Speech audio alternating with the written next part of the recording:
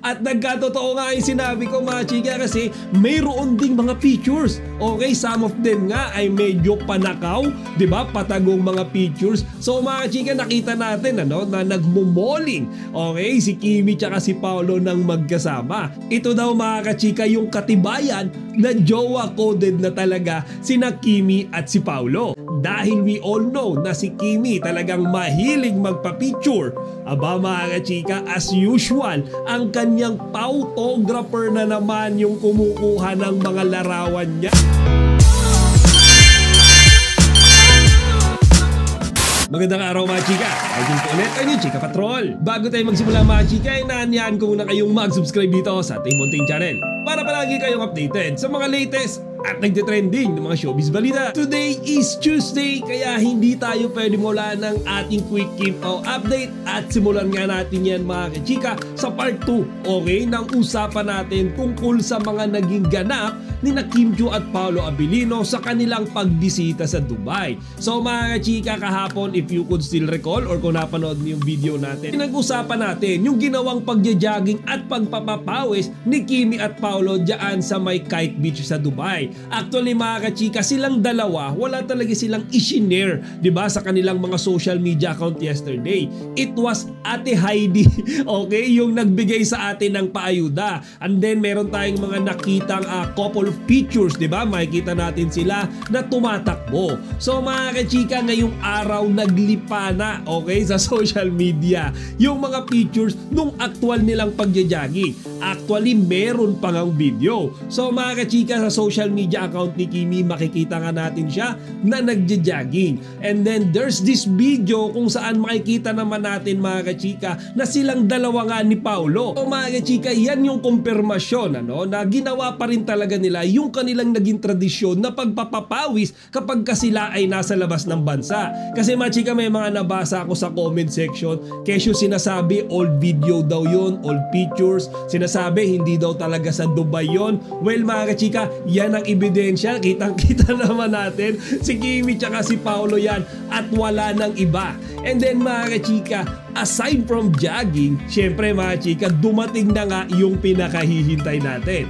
Kagaya nung sinabi ko kahapon, malamang sa malamang mga kachika, ngayong araw lalabas yung mga pictures kung saan makikita natin sila na nagdi-date or nagmomoling ulit ng magkasama. At nagkatotoo nga yung sinabi ko mga chika kasi mayroon ding mga pictures. Okay, some of them nga ay medyo panakaw, di ba? Patagong mga pictures. Pero mga kachika, paayuda ulit ito para sa ating mga Kimpaw fans. So mga chika, nakita natin na nagmomoling, okay, si Kimi tsaka si Paolo nang magkasama. And meron nga isang picture doon mga chika, si Paolo parang meron siyang bitbit, okay, na paper bag. Ang hindi ko lang masigurado kung yung bang paper bag na yon ay binili niya para sa sarili niya or binili niya for our Chinita Princess. Pero pwede rin another way around mga kachika. Pwede rin kasi na si Kimi ay may binili tapos ipinahawak niya kay Paolo. Or mayroong binili si Kimi para kay Paolo. So mga chika, nakakatuwa yan. And it's nice to see, okay, si Kimi tsaka si Paolo na nagre-relax, diba, nag-a-unwind after nung nakakapagod ng mga promo tour nila, diba, pagbisita sa mga special screening, pakikipag-bonding sa mga fans, diba, mga photo ops nila, sunod-sunod yan diba, Sabado, Linggo, wala talaga silang pahinga. Basically ngayon lang natin sila mga kachika nakikita na nagkakaroon ng quality time together. And let me clarify mga kachika, yung tinutukoy kong quality time dyan ay yung silang dalawa lang. Kasi diba yung mga lakad nila kahapon, makikita natin na kasama nila yung kanilang mga kaibigan, yung mga staff. Pero ngayon mga chika, yung mga stolen pictures, makikita natin mga chika, silang dalawa lang. Kumbaga para silang may sariling mundo. Gaya nga nung mga nababasa ko sa comment sections nung mga picture na yan, ito daw mga kachika yung katibayan na jowa coded na talaga sina Kimi at si Paolo. Saka ako mga chika, personally lang to para sa akin, mas okay nga kung i-extend ng Kimpaw yung ginawa nilang pagbisita dyan sa Dubai Okay, hindi na siguro for work, okay, more on quality time, diba? More on pamamasyal, more on puntahan nila kung ano yung mga gusto nilang puntahan, diba? Lalo na si Kimi, wala na siyang pasok sa 8 Showtime, diba? Naka-holiday break kayo ng 8 Showtime stuff, it's Showtime Family. Kaya kung mapapansin nyo mga kachika, since yesterday, puro mga tape na lang yung mga pinapalabas nila. So this is the best time para makapamasyal si Kimi. Diba? Makalibot-libot siya sa gusto niyang puntahan kasama yung kanyang Yusawa. And si Paolo naman mga kachika, I don't think na may iba pa siyang gagawin pag uwi. Bukod siguro sa maglaro. So yun mga chika, no? I just thought of this is the best time for them, diba? To spend some time together, makapagpahinga. Luna, diba? Magkakaroon ng long weekend dahil sa mahal na araw at wala muna silang iisipin pansamantala sa trabaho. Okay? And speaking of trabaho nga mga kachika, may nabasa rin ako though this is not yet confirmed, magkakaroon daw ng panibagong project si Kimi at Paolo. Okay, and this time mga chika, after their successful movie,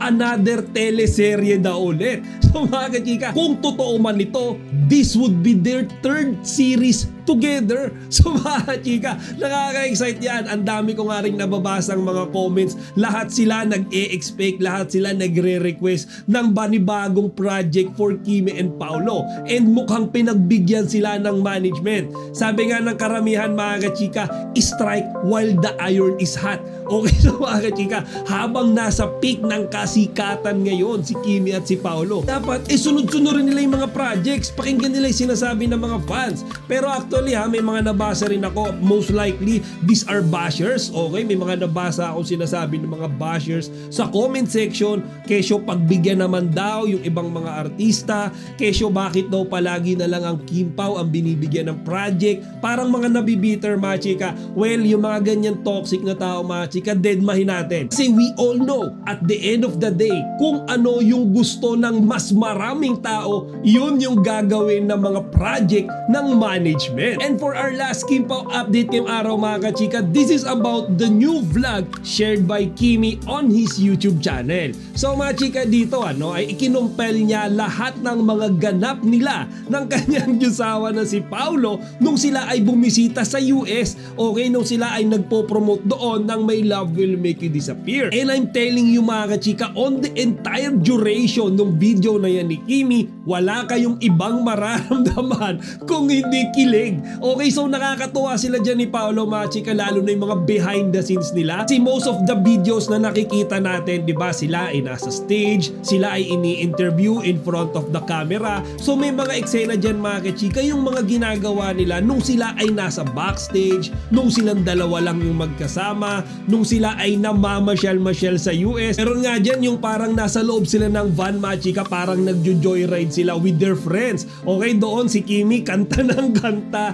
habang si Paolo naman ay parang busy sa tabi niya habang naglalaro. Then kung dito sa Dubai ay nagkaroon ng time na mamasyal ang Kim Pao, syempre mga kachika, dyan sa US we also saw a video kung saan makikita natin sila na naglalakad-lakad. Okay, so mga chika, dahil we all know na si Kimi talagang mahilig magpa-picture, aba mga kachika, as usual, ang kanyang photographer na naman yung kumukuha ng mga larawan niya. If you look closely mga kachika, habang namamasyal sila dyan, para silang mga bata diba? Nag-i-enjoy, running wild and free. Kasi diba mga kachika, nasa ibang bansa sila, nasa US sila. So most likely, konti lang yung mga nakakakilala sa kanila dyan. Syempre, wala sila sa Pilipinas Kasi kung nasa Pilipinas sila mga chika, tapos naglalakad-lakad sila sa kalsada, panigurado pagkakaguluhan, nahabulin kaagad sila ng mga fans. So mga chika, dahil sila ay nasa ibang bansa, parang chill-chill lang, di ba? Parang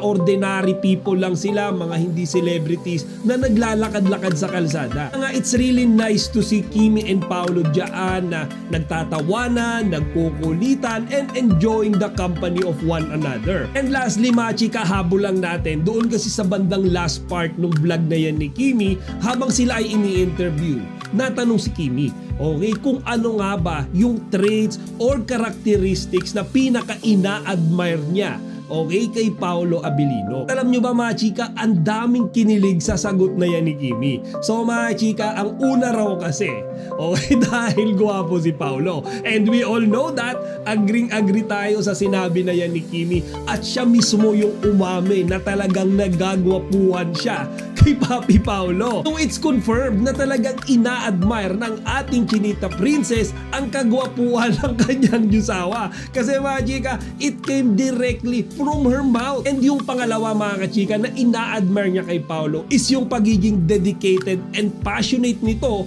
sa larangan ng pag-arte. And we all agree to Kimi. Okay, actually hindi lang si Kimi yung nakapansin nito, pati yung mga previous na nakatrabaho ni Paolo, lahat sila mga chika bilib, okay, kung gaano kamahal ni Paolo yung kanyang craft. Okay, yung acting. Kaya nga 'di ba sabi ni Kimi diyan sa interview na 'yan, ikaw na yung mahihiya kapag hindi mo ginawa or ibinigay yung best mo pagkaka-eksena mo si Paolo, kasi makikita mo sa kanya mga kachika kung gaano siya kaseryoso pagdating sa pag-arte. Sobrang agree ako sa sinabi na yan ni Kimi. To be honest kilala natin si Kimi, magaling talaga siya umarte. Okay, 'di ba? Yung mga previous work niya, mga previous na mga projects niya, 'di ba? Magaling siya. Pero nung napalaban siya sa drama, okay, di ba, galing siya sa romance comedy puro siya comedy, puro mga love team before, tapos sumabak siya sa linlang heavy drama, tapos si Paolo Abilino yung most of the time na ka-eksena niya, dun siya lalong nahasa. Okay, kumbaga doon siya napalaban sa aktingan pagdating sa mga heavy drama. Kaya ngayon mga chika, di ba, kung makikita rin natin si Kimi, ang laki rin nung in-improve niya in terms of acting. Simula nung makasama niya sa trabaho si Paolo. And same goes to Paolo mga chika. Kasi di ba si Paolo galing nga siya sa heavy drama. And then napunta naman siya sa mundo ng romance comedy, rom-com. And then mga chika, expertise ni Kimi yan Kaya mga chika, nag-improve din si Paolo pagdating sa genre na yan dahil si Kimi yung nag-guide, nagtuturo sa kanya sa pagpapatawa, okay, sa pagngiti-ngiti sa camera, alam mo yun, yung mga biruan. Kaya nga kagaya ng sinasabi nating lahat, perfectly fit sila sa one another kasi mga chika, pareho silang nagko-contribute sa improvement ng isa't isa. O siya mga chika, hanggang dito na lang muna. Sa ngayon ay abang-abang lang muna tayo ng further Kim Pao updates. Hula ko mga chika, mukhang medyo private muna ngayon si Kimi tsaka si Paolo hanggang sa mga darating pang mga araw. Kasi syempre, paparating na yung Holy Week di ba? Long weekend. So magpapahinga sila and syempre hindi mawawala yung pag-i-enjoy nila ng quality time ng magkasama. Chika Patrol signing out!